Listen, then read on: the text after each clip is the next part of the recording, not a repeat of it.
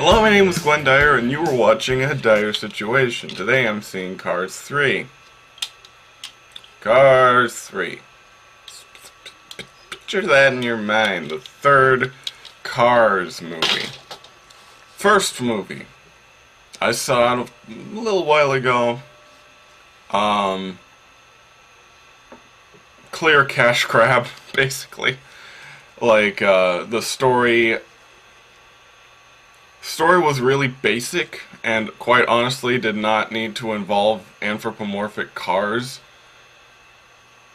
In fact, I'm pretty sure the whole series is made just to sell toys, which, granted, that's a pretty lucrative process. You just slap some eyes onto a car and bam, you got yourself a Cars toy.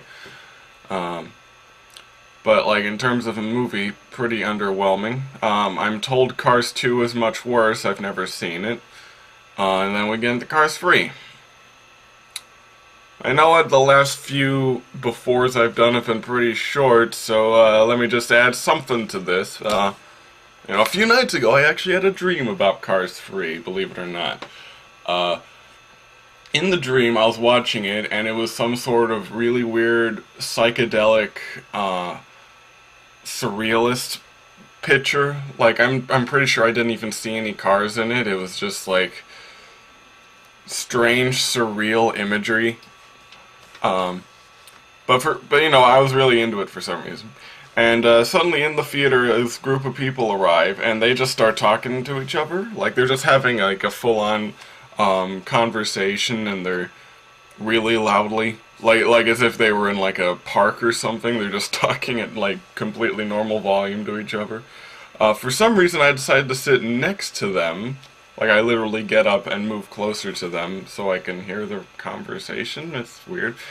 Yeah, they talk really loudly, and this really, really annoys me, right? Like, I get super annoyed when people are talking during the movie, even if the movie makes no fucking sense. So, anyway, all I remember after that is I didn't really enjoy the movie because it didn't make any fucking sense, but just to spite the people in the audience, who I've probably never met and will never meet again, I decided to give the movie my first ever 10 out of 10 rating. So, I guess we'll see if that happens. Let's get to it. Okay, spoilers, that didn't happen. The dream. It was not a prophecy. Surprising. Yeah, let me just get to that short at the beginning. Lou. Interesting. It's basically just kind of a little... how do I describe it? It's just kind of like a little short about don't bully people. You know, it was nice. They kind of... The most interesting part about it is that they kind of did like a Toy Story thing of like toys coming to life, except it's a little different because it wasn't just toys, it was like a collection of like materials, and it wasn't just like a group of toys, it was just one particular being made of those things. Like, it's an interesting design, I have to say. And yeah, you know, had a nice message. It was fun. It was pretty cute at times too, and yeah, it was enjoyable. Nothing to write home about, but yeah. So anyway, Pixar is dead. Yeah, I'm just saying it now. You know, I held off on saying it the last few times that they made something completely without effort and kind of terrible, but yeah, I'm just drawing the line here. I'm putting in their tombstone. They're dead, completely and utterly. I mean, what was the last things they made? They made well, they made this. Then last they made Finding Dory. I mean, fuck that. And they made The Good Dinosaur. Oh, fuck that. Even before that was Inside Out, which apparently a lot of people really like for some reason, but it's not pretty uninspired, honestly.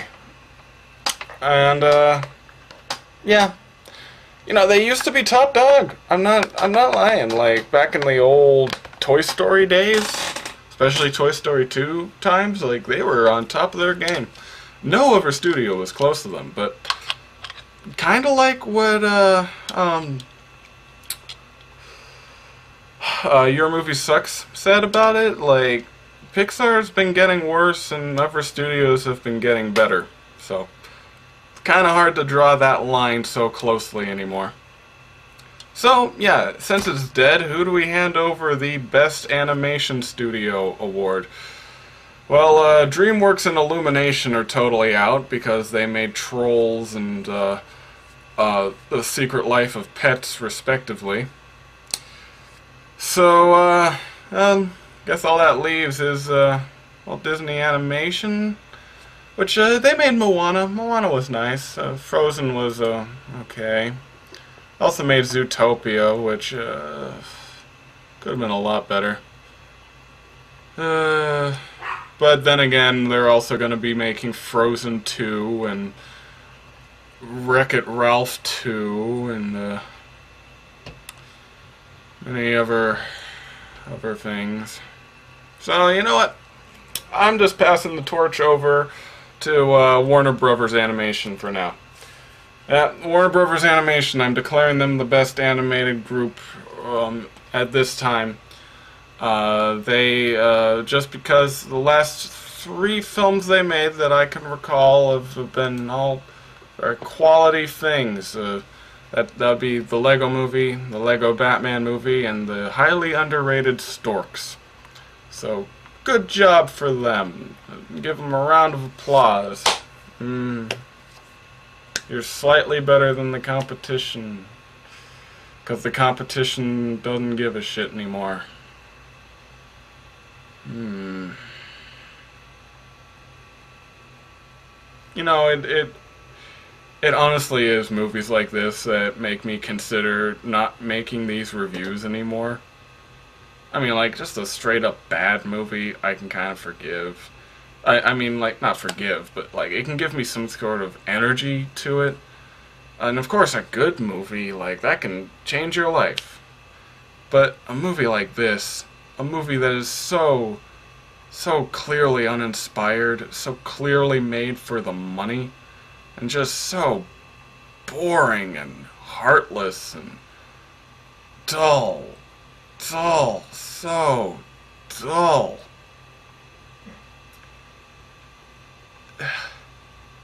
It makes me wonder what the hell I'm bothering doing this for. People always lean towards mediocrity, don't they? You know, never. I mean, well, I guess I should go into more detail on this, I suppose. Well, the story, once again, it's the fact that they're all cars has absolutely nothing to do with anything. It's a story about getting old and passing the torch to the next generation and shit like that. Yeah, I don't like any of the characters in the movie because they're all pretty two-dimensional and not that interesting. And it makes the movie really, really boring. Also, the look of the movie is recycled at best. In fact, there are certain scenes in this. This is a fucking animated movie, so I know they aren't actually reusing it, but the building that Lightning McQueen is training in looks suspiciously similar to the interior of the Monsters, Inc. building. Maybe that's just me, but it looks so similar, it was kind of distracting. And, oh god. There's nothing much to invest in. It's so fucking predictable. Like, 10 minutes in, you know exactly where it's going to go, how it's going to end. And there's little fluff or fun on the way to distract you from that. To make you, like, kind of, you know, kind of like a roller coaster, you know? That's what even a movie that's kind of predictable. They kind of take you on a roller coaster ride. You know where the roller coaster is going to end, but it's the twists and the turns that make it fun. Nah. It's gotta be pretty straightforward with this crap. Ugh. It just becomes so boring. I mean, I hate to say it, but like, Trolls? It made me so angry that I literally got blind at one point, but wasn't boring. I didn't feel like changing the channel if I could. And, you know, I actually, even though I didn't mention it, I did have a faint hope for the movie. Like, very, very faint. So faint that I actually decided to describe some random dream I had rather than, like, that faint hope. But, you know, they had been advertising the movie as, like, kind of dark. I mean, the commercials hinted that Lightning McQueen would die or something. He doesn't. And, you know, giving us that faint, you know, anticipation that maybe Owen Wilson's brains would finally be splattered all over the pavement like he deserves, but you know, something with a little more substance or intensity to it. I mean, yeah, I don't expect them to go that violent. This is still like a kid's movie. You can't expect them to be that freaking harsh to a beloved character, but something to keep us interested in this garbage. The only part in the movie that actually drew me in was this one part where this wealthy businessman that bought Lightning McQueen's whole show and stuff, he's like showing off all this merchandise that he's going to be using Lightning to sell, and they're portraying it as kind of a bad thing, like, oh my god, they're going to be using Lightning McQueen's face to sell all these products. And I'm just thinking, wow, who's calling the kettle black now, Pixar? I mean, you're demonizing the whorish product place, not whorish, merchandising of this guy when the only reason this whole fucking movie exists is because of whorish merchandising.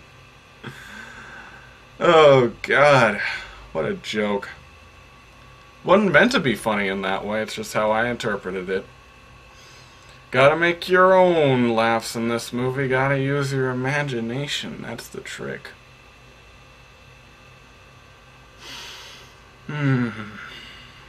You know what I was wondering? The whole point of the movie is that he's being like replaced with newer and better cars, like science and stuff. But he's like a fucking car, right? Can't he just like upgrade, replace his parts, or something? In fact, like if they had a thing like that, they could make a storyline about like losing your identity or something. Like, and he's replacing all his body parts and kind of like some sort of like cyber future thing where, you know, you lose your humanity when you replace all your bits and stuff, or maybe it could even be like a commentary on like your looks or like steroid abuse or something like that. It'll be kind of exciting, and you know, you'll see him go through like a whole new phase in his life where he grows and expands as a character, and and you know, it would finally make use of the fact that they're fucking cars, because like humans can't do that, like upgrade all their shit. Man, that would have been great. But oh well, Pixar wants money. So yeah, keep feeding them if you feel like it. But I guess we'll just see how Coco turns out.